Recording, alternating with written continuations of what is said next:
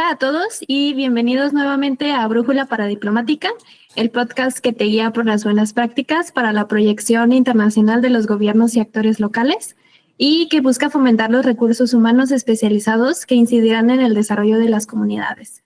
Este podcast es una iniciativa del Cuerpo Académico Relaciones Internacionales y las Nuevas Diplomacias de la Universidad de Guadalajara y el Comité Académico de Internacionalización de los Gobiernos y Actores Locales de la Asociación Mexicana de Estudios Internacionales, AMEI, instituciones comprometidas con la excelencia académica y la formación de profesionales. En este episodio queremos explorar cómo los actores de fe, históricamente presentes en la vida pública y en la diplomacia no tradicional, pueden ser entendidos como actores paradiplomáticos debido a su relevancia en el plano internacional. Nosotros somos Daniela Zambrano y Guillermo Araiza, estudiantes de Relaciones Internacionales de la Universidad de Guadalajara y colaboradores del Comité Académico de Internacionalización de los Gobiernos y Actores Locales de la Asociación Mexicana de Estudios Internacionales. Y es un placer compartir espacio con estos dos exitosos personajes que nos van a hablar el día de hoy sobre los actores de fe y la paradiplomacia o la territorialización de los gobiernos. Nos acompaña la doctora Sara Susana Pozos Bravo, que es internacionalista por la Universidad de Guadalajara, licenciada y doctora en Relaciones Internacionales, Unión Europea y Globalización por la Universidad Complutense de Madrid. Como académica e investigadora, cuenta con una sólida trayectoria en temas de diplomacia religiosa, libertad religiosa y relaciones internacionales contemporáneas. Hoy nos ayudará a repensar los límites y alcances de la paradiplomacia a partir del papel que desempeñan los actores de fe en los escenarios globales. Y además también nos acompaña el doctor Daniel Villarreal Reynoso, que es coordinador del Comité de Internacionalización y aparte es internacionalista por la Universidad de Guadalajara y doctor en Relaciones Internacionales por la Universidad del País Vasco. Bienvenidos, Sara, Daniel. Es un placer tenerlos con nosotros. Muchas gracias por la invitación. Muchas gracias, Dani. Pero cuando hablamos de paradiplomacia, solemos pensar en gobiernos locales, municipios o regiones que se insertan en la escena internacional a través de la cooperación, la promoción cultural o el desarrollo económico. Sin embargo, este enfoque puede ampliarse al considerarse a otros actores no estatales, que también cruzan fronteras, construyen redes y participan activamente en agendas globales. Entre ellos, los actores de fe, como comunidades religiosas, líderes espirituales o instituciones eclesiásticas.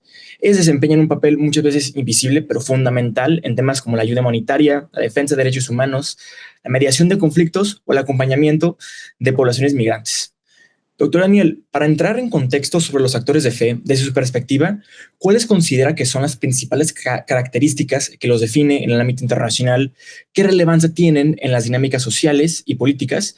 ¿Y de qué manera pueden vincularse con la paradiplomacia? Son muchas preguntas ahí. Yo quisiera comenzar con definir lo que son los actores internacionales. Los actores internacionales son aquellos entes, organizaciones, personas, incluso gobiernos locales, intermedios, organizaciones no gubernamentales u otras formas de organización que tienen capacidad de movilizar recursos, que tienen capacidad de influencia, que tienen objetivos en la escena internacional, que están localizados en algún lugar, ¿no? Pueden estar en un espacio, digamos, pueden tener un espacio geográfico o no, es decir, los gobiernos locales tienen un espacio geográfico delimitado, pero hay otros que no, y que también tienen recursos, tienen capacidad de influencia, tienen autonomía relativa, ¿no? Estos elementos les permiten ir allende las fronteras donde están insertos y establecer vínculos de asociación o de promoción de sus intereses en distintas temáticas, ¿no? Partiendo de ahí, tradicionalmente se ha entendido a la paradiplomacia como la acción internacional de los gobiernos no centrales, entiéndase gobiernos locales o gobiernos intermedios. Esa es, digamos, la visión más fuerte desde los estudios paradiplomáticos. Hay otros estudiosos que entienden a la paradiplomacia, digamos, como una especie de cajón desastre. Todo lo que no es diplomacia en términos tradicionales cae ahí, ¿no? En una visión mucho más amplia, podríamos entender la acción internacional de los actores de fe como diplomáticos religiosos, digamos, ¿no? Actores que llevan a cabo diplomacia religiosa. Entonces, digamos que en términos académicos la discusión está ahí. ¿Es para diplomacia religiosa? Es decir, los actores privados que emprenden acciones fundamentalmente motivados con fines religiosos, ¿puede ser entendido como para diplomacia? No lo sé, habrá autores que digan que sí y otros que digan que no, que la paradiplomacia está centrada únicamente o está destinada a ser llevada a cabo por gobiernos no centrales. En este sentido, otros podrían entender que estos actores de fe territorializados emprenden diplomacia religiosa. Bueno, independientemente de cualquiera sea el caso, lo cierto es que los gobiernos locales aprovechan las dinámicas que se dan dentro de sus fronteras territoriales cuando hay actores de fe, digamos, muy dinámicos, o se manifiestan las religiosidades, se manifiestan de manera importante, como por ejemplo, en Talpa de Allende, ¿no? Talpa de Allende es un municipio que tiene cerca de menos de 20,000 habitantes, en la cabecera tendrá unos 12,000 habitantes, pero recibe al año más de 4 millones de personas que llegan. Entonces, y evidentemente eso tiene un impacto en la economía, tiene un impacto en los servicios, tiene un impacto en los impuestos, que es aprovechado de manera institucional, ¿no? Es decir, por los gobiernos o por el gobierno local. Por otro lado, hay expresiones o organizaciones religiosas que emprenden acciones importantes en términos de cooperación, en términos de ayuda humanitaria o en términos de asociación con otros actores en otras latitudes, y que también se entiende como esos vínculos, ¿no? Que representan, que negocian, que vinculan intereses de un lugar con otro lugar en cualquier otra parte del mundo. Entonces me parece que aproximarnos al fenómeno religioso desde los estudios paradiplomáticos es interesante, es muy poco explorado, digamos, y me parece que abre una ruta de interés para futuros internacionalistas, ¿no? Muchísimas gracias, doctor. Mencionó algo muy interesante, que es el caso de Talpa de Allende, que obviamente es un actor estatal, es un municipio, y también hay casos como lo puede ser San Juan de los Lagos, y si nos vamos a escala internacional, puede estar Santiago de Compostela, que son pues entidades subestatales que tienen una relación directa con un actor religioso, un actor de fe. Entonces, vamos con la siguiente pregunta. ¿De qué maneras concretas, a través de canales, actores y mecanismos, las comunidades e instituciones religiosas funcionan como agentes de paradiplomacia y cómo los gobiernos locales articulan o pueden articular alianzas eficaces con ellas sin comprometer la neutralidad del Estado ni la autonomía religiosa? Yo, ¿verdad? Bueno, me parece que los mecanismos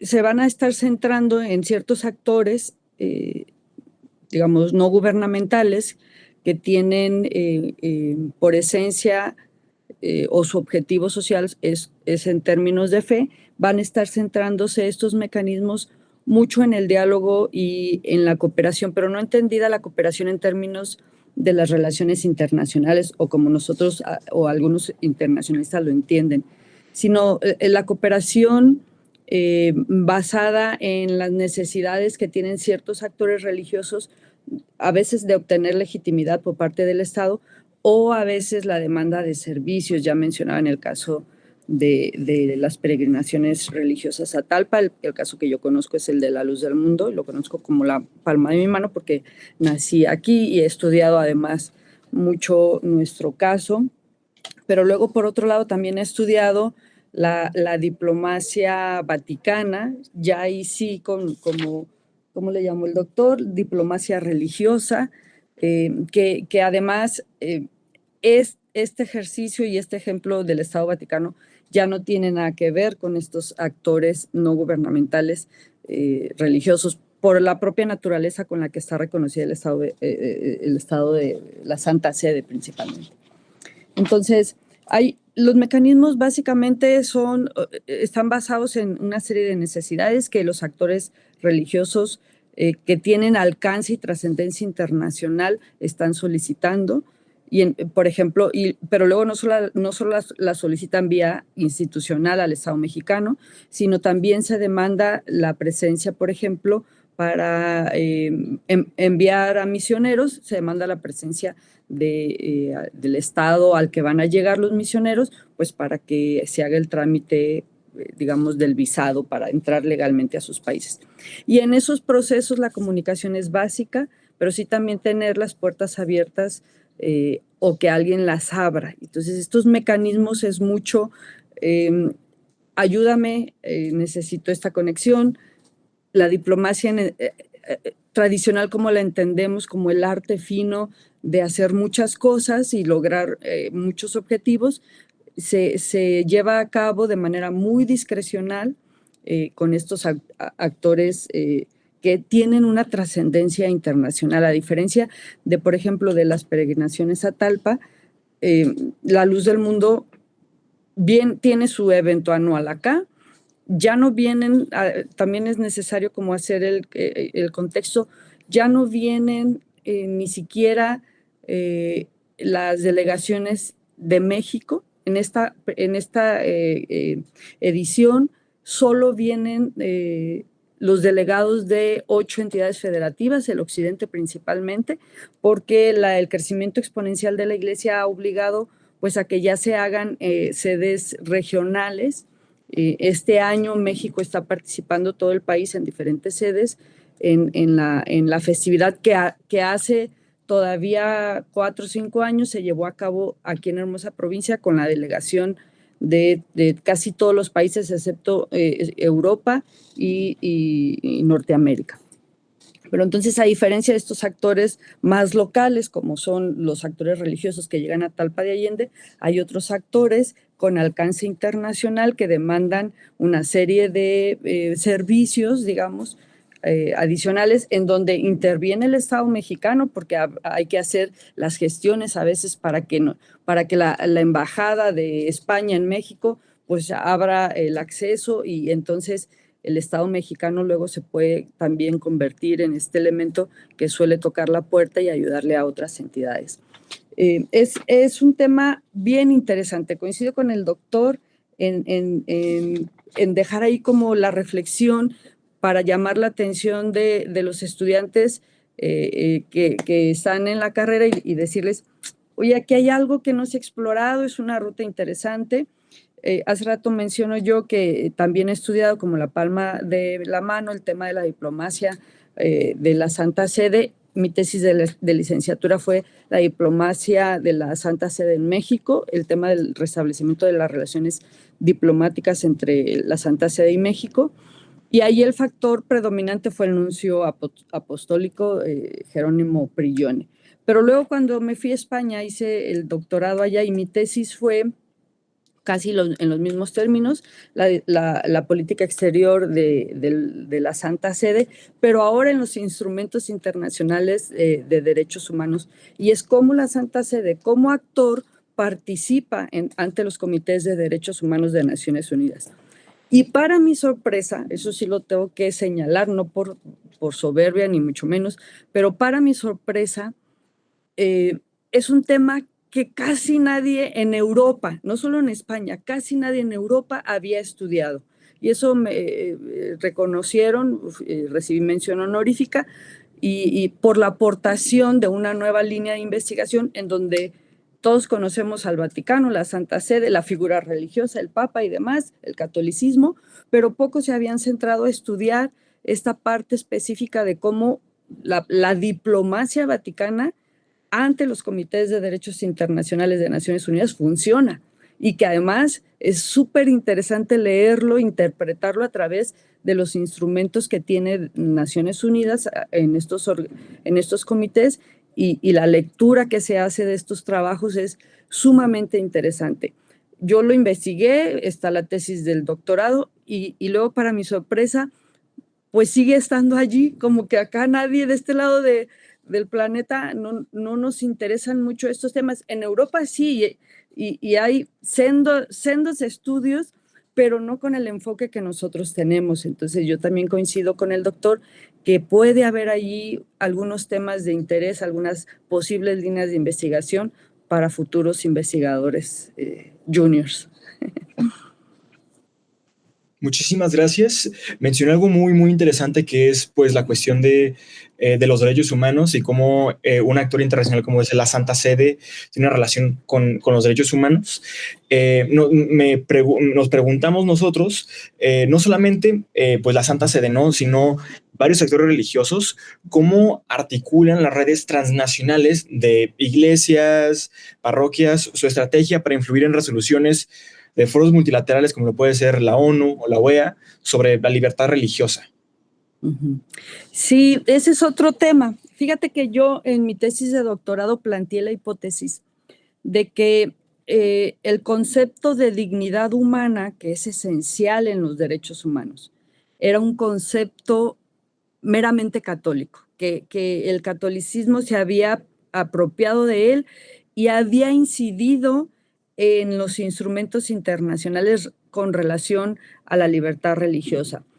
Y entonces, literalmente hice una investigación documental de todos los archivos y de las sesiones de trabajo de los subcomités de Naciones Unidas que trabajaron en el proceso para la Declaración Universal de todas las formas de discriminación religiosa, algo así, no me acuerdo el nombre larguísimo que tiene.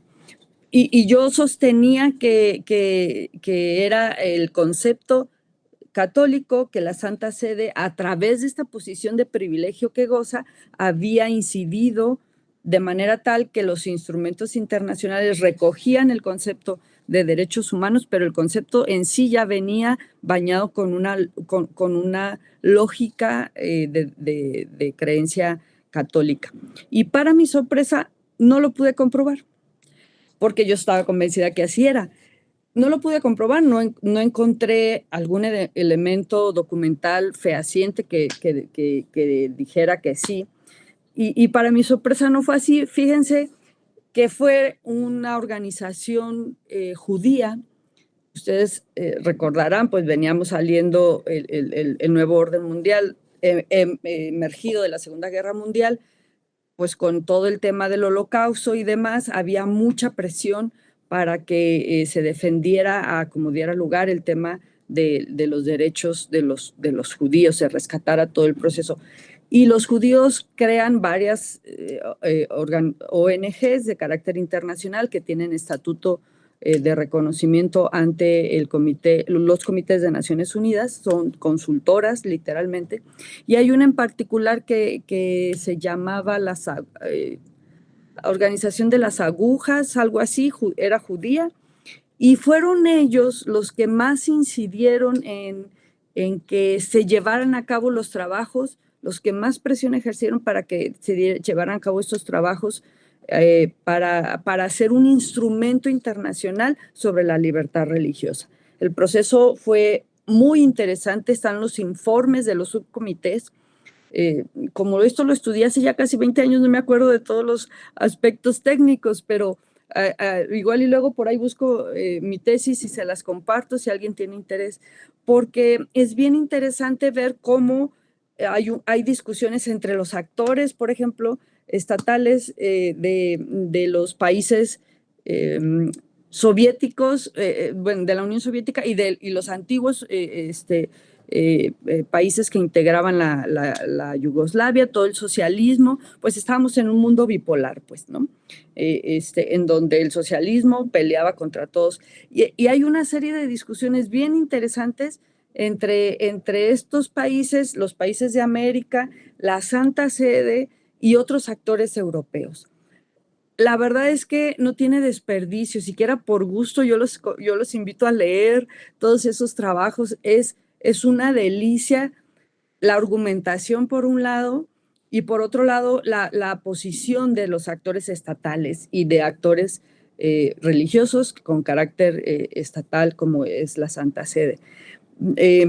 Y entonces todo esto influye, al final no se logran los acuerdos y finalmente se tiene una declaración que es un marco normativo a partir del cual ya se han desarrollado otra serie de instrumentos internacionales que más o menos han ido delimitando el concepto de la libertad religiosa, a partir de la cual más o menos hay como un piso parejo para todo mundo, y a partir de ahí entonces vienen otras líneas de investigación, porque luego vienen los conflictos entre derechos, la libertad religiosa y la libertad de expresión. Y hay quien dice, yo puedo decir lo que sea contra tal grupo religioso, y no voy a mencionar la luz del mundo, pero no me voy tan lejos, el tema de Palestina y de verdad el genocidio que hay allá es impresionante. Y por otro lado acá, pues casi nadie lo menciona. Estamos muy lejos de esos conflictos, no solo geográficamente,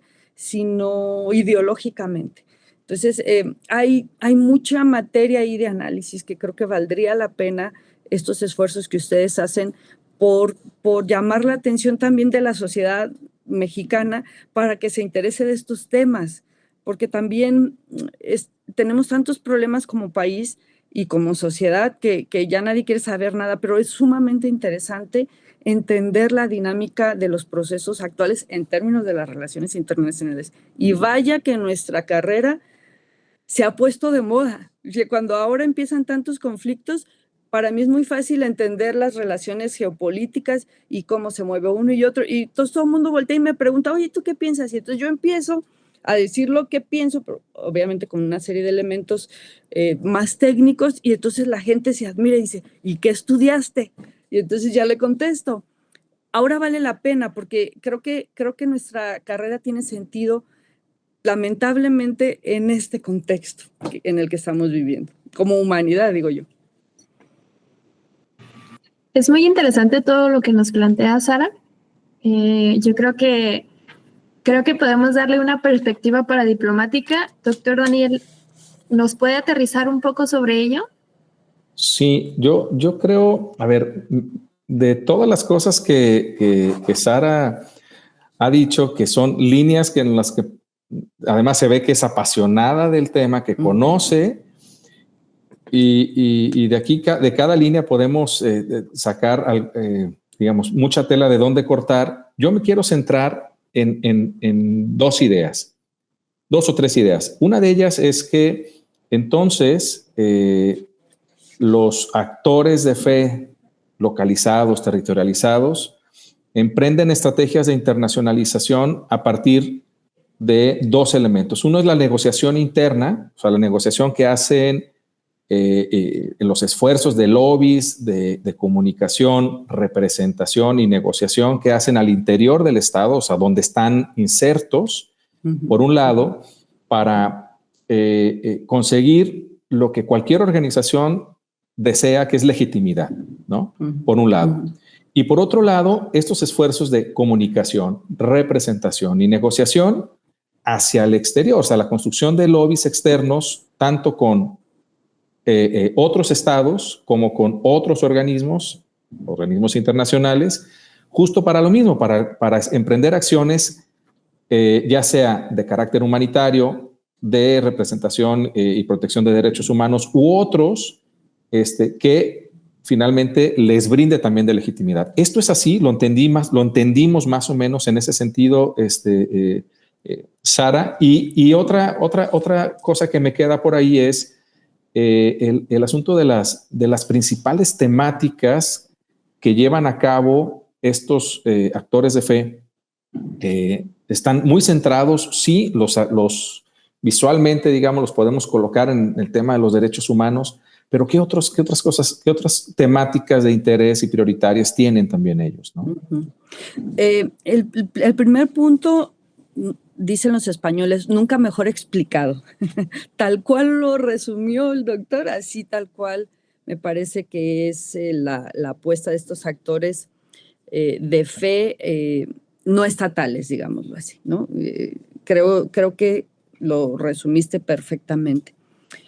De lo que yo he estudiado, en el caso de La Luz del Mundo, por ejemplo, además de los derechos humanos y la lucha por la libertad religiosa, los derechos de las mujeres también, aunque no lo crean, es un tema fundamental para La Luz del Mundo, están el tema educativo, la educación como un derecho, y luego allí la prevención de los discursos de odio, la discriminación religiosa contra los chicos, los niños que a veces sufren algún acto de discriminación, ni siquiera de sus compañeritos, lamentablemente de algunos profesores.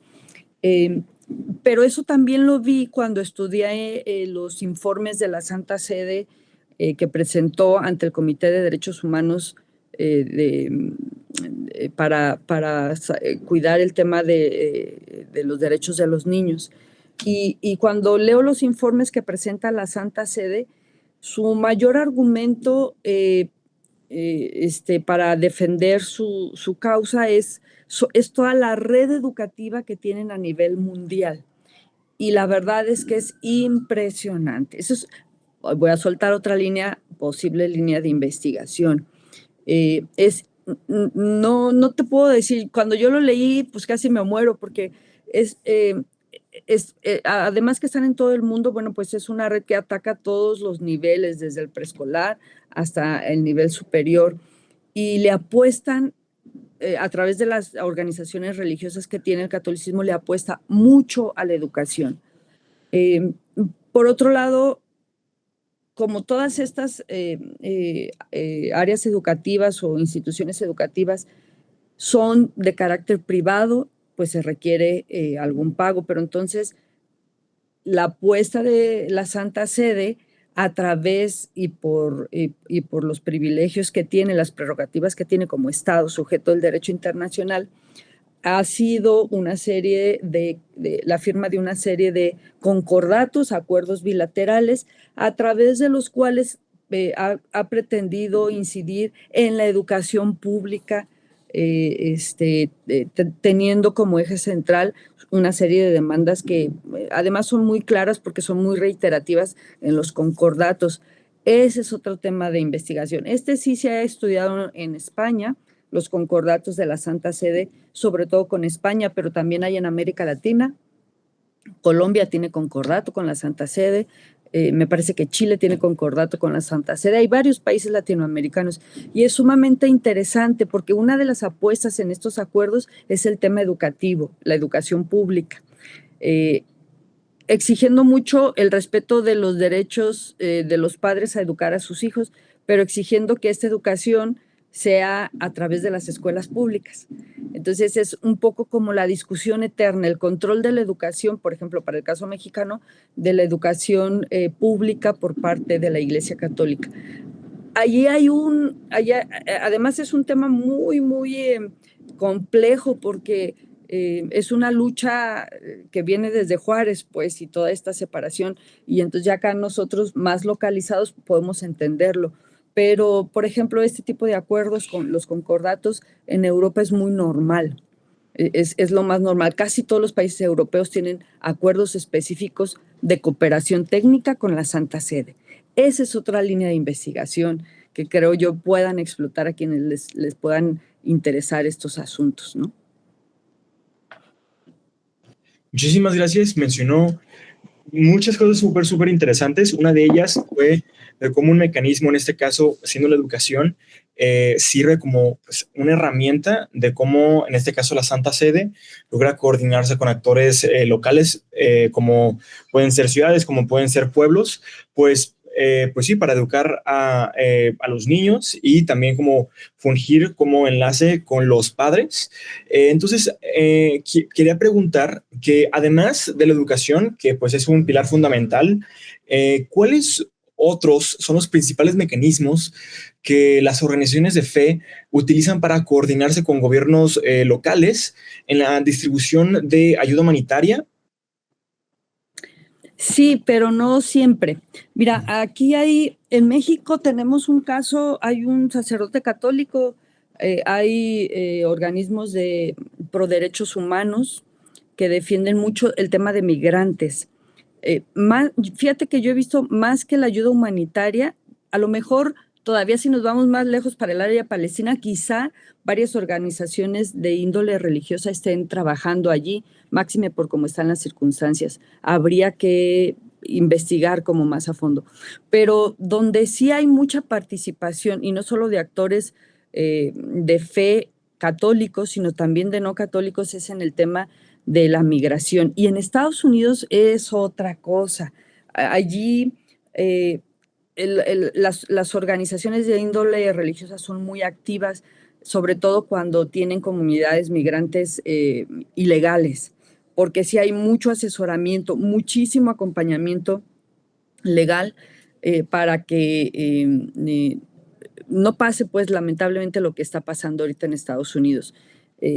No todos son ilegales, pero sí hay muchos actos de discriminación racial, porque en cuanto lo ven a uno de color oscuro o más el estilo mexicano o la forma del mexicano, lo detienen, sean ilegales o no, y los agentes en Estados Unidos son específicos, es que tu color de piel, así les dicen, por tu color de piel. Y quienes han estado conteniendo mucho, hasta donde pueden, la violación sistemática a los derechos de los migrantes en Estados Unidos son organizaciones de índole religiosa, evangélica, protestante, bautista, metodista. Los metodistas en Estados Unidos es una iglesia muy fuerte, sumamente organizada, bien interesante esos casos. Allí hay una línea antropológica que ha trabajado mucho CIESAS Occidente y tienen sendas investigaciones de temas de migración en Estados Unidos. Desde nuestra óptica, estoy bastante desconectada de estudios recientes, pero a lo mejor habría que retomar una posible investigación ahí para ver si hay estudios específicos de actores de alcance internacional, actores de fe de alcance internacional, que y cómo están trabajando para defender a los migrantes en Estados Unidos. Sí hay ayuda humanitaria también, pero, por ejemplo, en La Luz del Mundo sí trabajamos mucho esa parte de la ayuda humanitaria, sobre todo en temas de catástrofes naturales. Siempre nos apersonamos, la disposición de nuestro director general, el apóstol del Señor Manuel Nazón, siempre ha determinado que sea más regional. Por ejemplo, cuando el huracán Otis destruyó pues toda la bahía de Acapulco, muchas de las casas e incluso de los templos de la Luz del Mundo sufrieron afectaciones fuertes. Y entonces las iglesias que rodean al estado de Guerrero hasta la Ciudad de México se organizaron para ir a llevar no solo la ayuda básica de comida, la ayuda humanitaria mínima, agua, comida enlatada, sino ofrendaron, se hizo una colecta para que se fueran a construirle las casas a los hermanos. Entonces apenas pudieron pasar, porque ustedes recordarán que ni siquiera el ejército entró. Bueno, apenas hubo forma de entrar, empezaron a construir las casas de los hermanos que se vieron afectadas y, por supuesto, las iglesias, los templos. Entonces, sí hay un trabajo específico. Habría que brincarle de lo local a lo internacional. Habría que elevar como nuestro nivel, en nuestro nivel de conceptual para brincarle de estas cosas tan específicas. ¿Cómo trascendemos a lo internacional? Yo creo que sí hay actores, no los he estudiado, no los traigo como para referirlos, pero sí, por supuesto, la ayuda humanitaria además es un tema de actualidad, pues, ¿no? Claro, y mencionó algo, toda la cuestión que está pasando en esos momentos en Estados Unidos es impactante. Es algo que, pues, al ver videos de cómo los tratan los agentes de ICE a los migrantes, y es una situación que, pues, es la primera vez que sucede a esta escala. Cuando Trump fue elegido en 2016, había pasado, pero a una escala mucho más pequeña, y obviamente es algo que es trascendental, ¿no? Y mencionó justamente de cómo las iglesias están fungiendo en estos momentos como como facilitadores de ayuda, ¿no? Pero nos interesa, antes de esta situación de violencia hacia migrantes,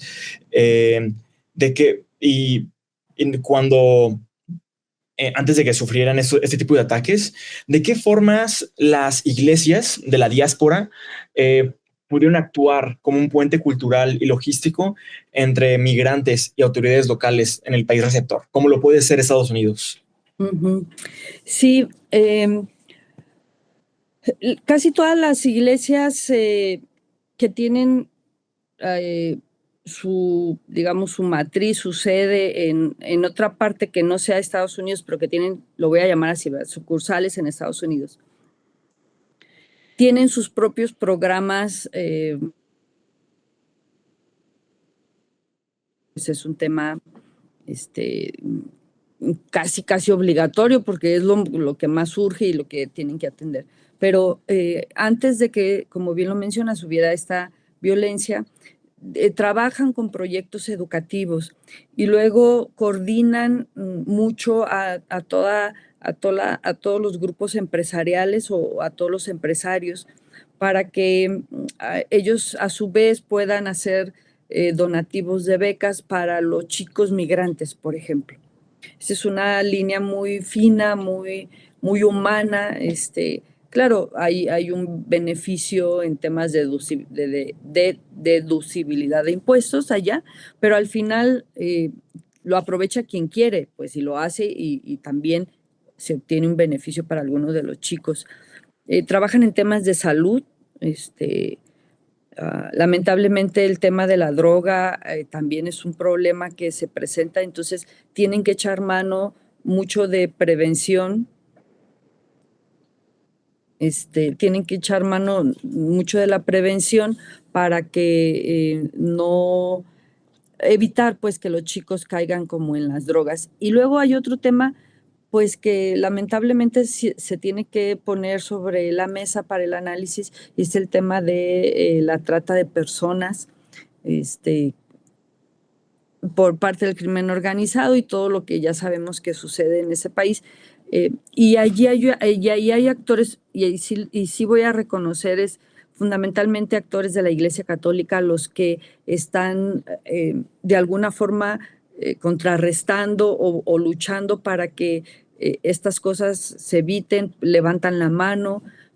Los sacerdotes padecen algún tipo de persecución, también están amenazados. Es un tema bien delicado que trasciende lo local, que trasciende lo estatal y ya ahorita ya se puso el tema en la dimensión de lo internacional.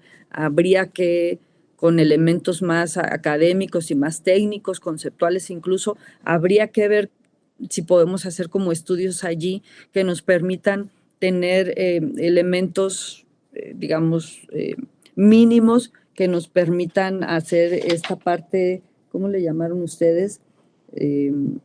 Esta parte de análisis de la paradiplomacia, de la acción internacional de los gobiernos no locales, dijo el doctor, ¿no?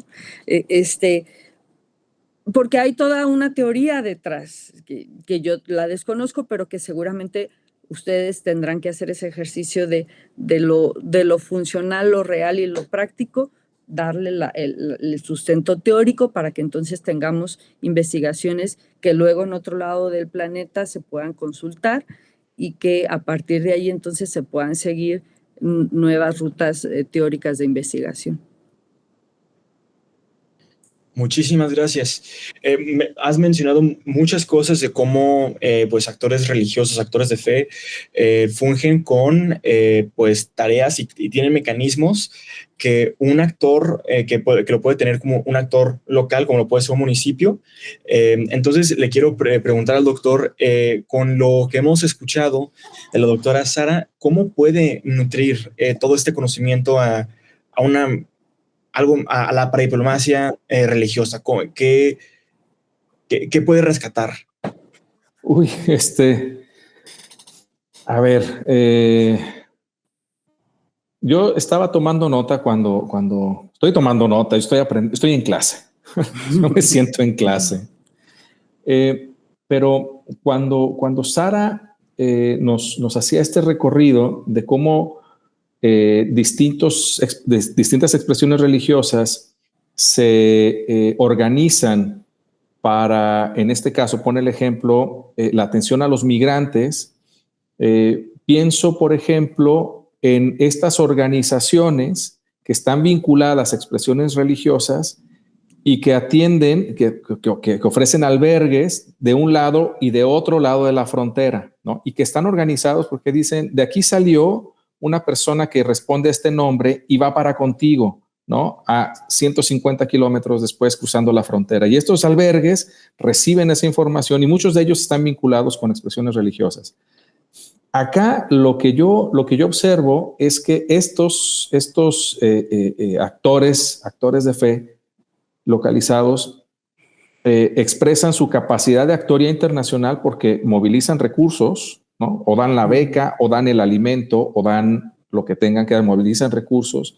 Tienen autonomía relativa porque el Estado no está encima, o si está encima pueden, digamos, esquivarlo, pero no solamente el Estado. Al final, Sara habla de cómo estos actores de fe también luego de alguna manera se terminan vinculando o oponiéndose, sobre todo oponiéndose es lo que quiero decir, con actores no legales, ¿no? O sea, cómo estos le hacen frente y entonces digamos que las relaciones que se establecen ahí son de muchos niveles y también tienen capacidad de influencia estos actores, ¿no? Porque pueden influir en la toma de decisiones de los gobiernos locales o de los gobiernos intermedios o de las políticas nacionales. En este sentido, yo observo que entonces estos actores de fe pueden expresar sus intereses, sus acciones de manera coordinada con el Estado. Cuando hay desastres, por ejemplo, mencionó Sara, cuando hubo desastre natural en Cancún y cómo la Luz del Mundo se organizó, digamos, de alguna manera para responder al desastre. Otros se organizan en contra del Estado, ¿no? Como el ejemplo que dio en Estados Unidos, ¿no? Que se oponen, digamos, a las políticas anti-inmigrantes y se organizan para protegerlos, y otros más que de manera paralela no se estorban, ¿no? Es decir, cada quien en su ámbito de acción y entonces emprenden cada quien sus acciones, sus actividades, sin estorbarse, sin ponerse el pie, sin observarse. Pero sobre todo esta última parte es entonces cómo es que estos actores de fe también responden a dinámicas importantes para establecer o restablecer la paz en las comunidades cuando hacen frente a los actores no legales, que también son otros actores que juegan en la arena internacional localizada, ¿no? O sea, cuando se expresan en los territorios. Me parece esto muy importante, muy interesante y hasta donde sea muy poco explorado todavía. Sí, claro, es poco explorado, pero tenemos todo interés de explorarlo un poco más y cada día más, y esperemos que con la divulgación de investigaciones como estas podamos tener muchas más herramientas, ¿no? Mencionaron una cuestión muy importante de cómo, que actores de fe pues tienen una relación con actores no legales, como lo puede ser el crimen organizado.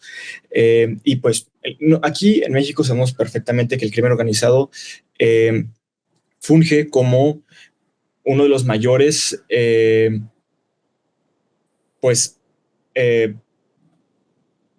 que ocasionan violencia y conflicto en el país, ¿no? Entonces, doctora Sara, le quería preguntar, ¿de qué manera la legitimidad moral de un actor de fe facilita el acceso al diálogo entre comunidades enfrentadas, ya sean parte del crimen organizado o no? ¿Y cuáles son los límites de esa neutralidad? Fíjate que la única manera que nosotros hemos encontrado, digamos, exitosa es partir de la base y del principio del respeto mutuo. No digo con los actores ilegales, En el caso que yo conozco nuestro, no tenemos absoluta relación de ningún tipo, pero por ejemplo, por otro lado, sí oramos por esa gente. Sí tenemos como principio religioso, porque creemos que lo que nosotros tenemos como enseñanza sí cambia la vida de las personas. Y entonces oramos para que estas personas que están en el ámbito de la ilegalidad, pues cambien su corazón y su vida para bien del país. Entonces, sí oramos por ellos, aunque no tenemos ninguna relación, sí tenemos, digamos, esa atención para considerarlos como personas y como seres humanos, por lo menos desde el punto de vista religioso. Entonces, y allí el Estado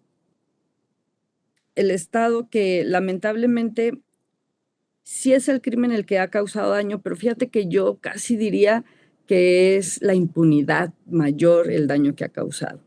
El saber que en este país las formas de corrupción, híjole, son tan vastas que uno ni se imagina dónde. Y entonces, cuando ya el Estado ha perdido toda la esencia, todo lo que antes creíamos que era democracia, ahora ya no es democracia, porque a un actor dijo, ya no es democracia, o porque un actor dijo, ya voy a cambiar la Constitución, y en el caso de México ya lo acabamos de vivir, pero recientemente El Salvador acaba de cambiar su Constitución para que ahora se pueda reelegir indefinidamente el presidente, cuando ese era un principio básico de la democracia, que le costó a América Latina y le costó al país quién sabe cuántas guerras. Y luego sale Estados Unidos y dice, pueden hacer lo que quieren, es un país libre, y todo ha ido cambiando. ¿Saben?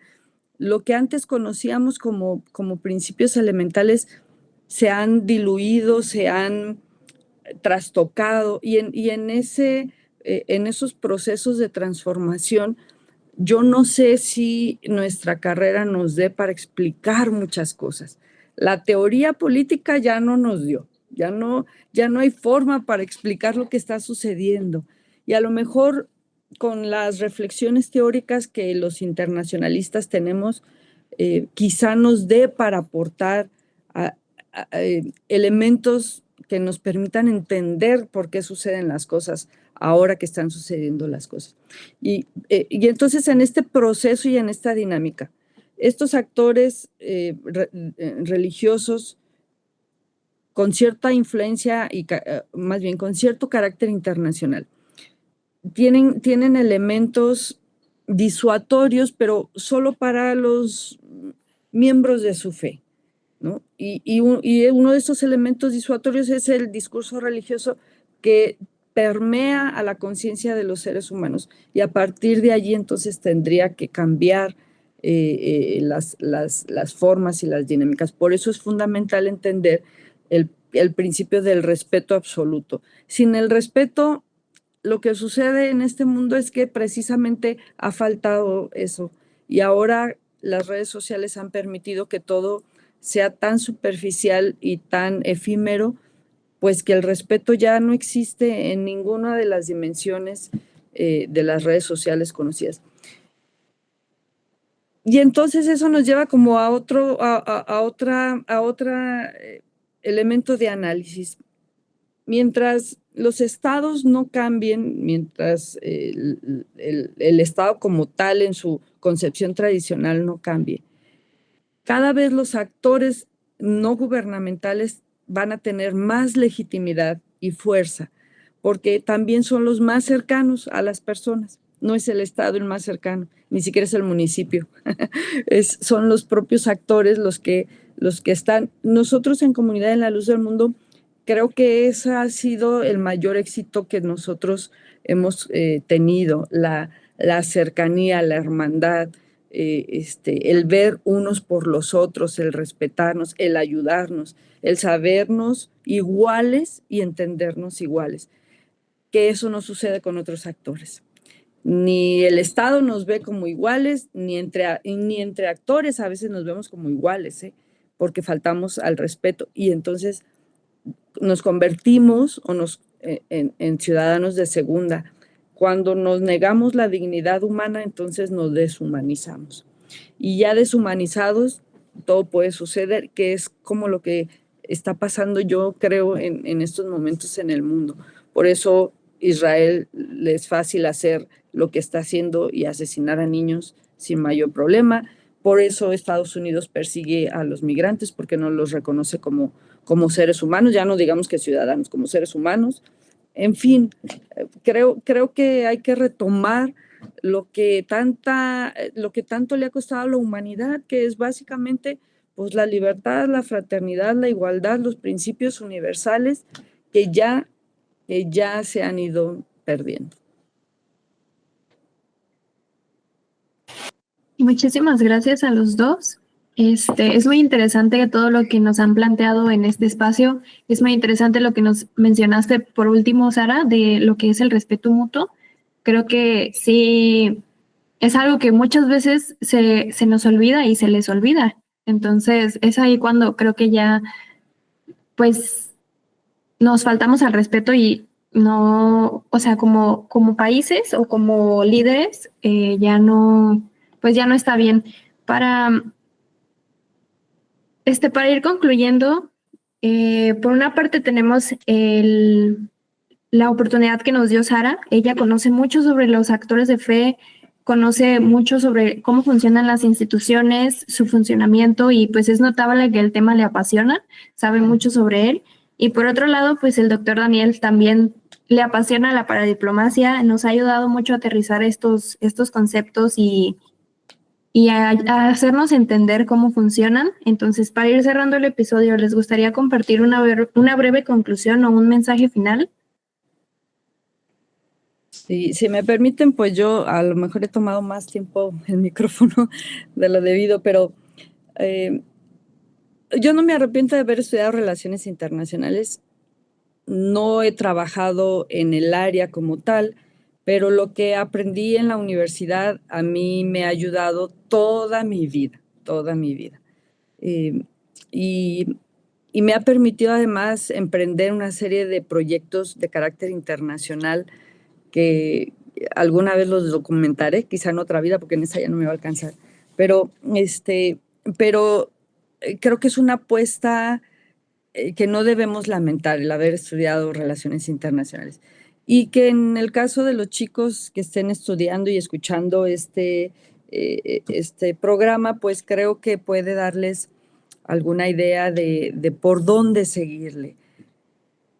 Nos falta todavía mucho, nos falta socializar nuestra carrera porque la gente no sabe que existimos y luego nos ven así como raros, pues ¿qué están haciendo estos estudiando las relaciones geopolíticas? Pues eso qué es, la paradiplomacia que yo ni siquiera estudié cuando cursé la carrera, pero vale la pena. Nos da muchos elementos de análisis, nos abre la capacidad para entender en términos globales muchas cosas y además, pues sí, partimos de lo localito hasta lo internacional y eso solo nosotros lo podemos hacer, un politólogo no, él no puede venir de allá para acá, ¿verdad? Pues está aquí y ya, pero al revés no puede. Entonces, creo que tiene muchas ventajas y yo los invito a que se feliciten y que sigan y que investiguen y que lean. Iba rápido a mencionar, hay 2 libros, no encuentro uno a la mano. Saqué este rapidito, es un tema de las relaciones entre los acuerdos entre España y la Santa Sede, ya es un libro viejo, pero aquí vienen algunos artículos con enfoque de las relaciones internacionales, muy interesante. Tengo otros, pero la verdad es que como movemos nuestro espacio para prestar nuestras casas a los hermanos ahora que vienen en agosto, entonces no encuentro mis libros, están todos regados, pero les prometo que les paso algunas propuestas para que a ver si les sirven.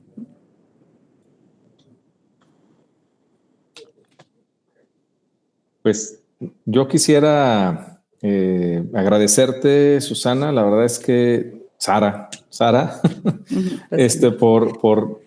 por toda la disposición que tuviste para con nosotros. Yo quisiera cerrar con algo que mencionas que me parece bien interesante, que es en algunos espacios, sobre todo en México, los actores de fe suelen estar fuera de los circuitos de gobernanza, es decir, normalmente no se les convoca para generar marcos de gobernanza en temas, por ejemplo, de paso, en temas de educación o en temas de algo. Normalmente, o es la impresión que tenemos, será por la historia, digamos, de la reforma, ¿no? Derivado de la reforma, donde hubo este divorcio. Pero a mí me parece, en todo caso, importante considerar a las organizaciones y a los actores de fe como actores clave para la generación de marcos de gobernanza en lo local, ¿no? Sobre todo cuando en lo local hay potencialidades para salir allende las fronteras, construir espacios de compartir buenas prácticas, conocer de otros escenarios para resolver problemas locales. A mí me parece que puede ser un área también de oportunidad que en algún momento se debería explorar. Y pues nada, muchísimas gracias por la invitación. A ustedes, gracias. Muchísimas gracias, doctor Daniel y doctora Sara. A doctora Sara le queremos comentar que con gusto nos puede compartir cuando sea el momento adecuado los libros y los agregaremos al repositorio y les daremos toda la divulgación que sea necesaria, porque es un tema no solamente muy interesante, sino que también es algo que tiene que ser explorado y conocido. Entonces, con mucha emoción lo agregaremos al repositorio. Y pues bueno, ahora sí se ha acabado la sesión de hoy. Les agradecemos profundamente a los dos su tiempo y sus valiosas reflexiones. Ha sido una conversación sumamente enriquecedora en la cual hemos aprendido mucho acerca del tema. Nos han aclarado muchas dudas y conceptos. A nuestra audiencia, esperamos que este episodio de Brújula Paradiplomática les haya ofrecido una visión más completa sobre la paradiplomacia y sobre la paradiplomacia religiosa. Les recordamos seguirnos en Spotify, en el canal de Puntos Cardinales, o Brújula Paradiplomática en las redes sociales de la MEI. Nos esperamos en nuestro próximo episodio. Hasta la próxima.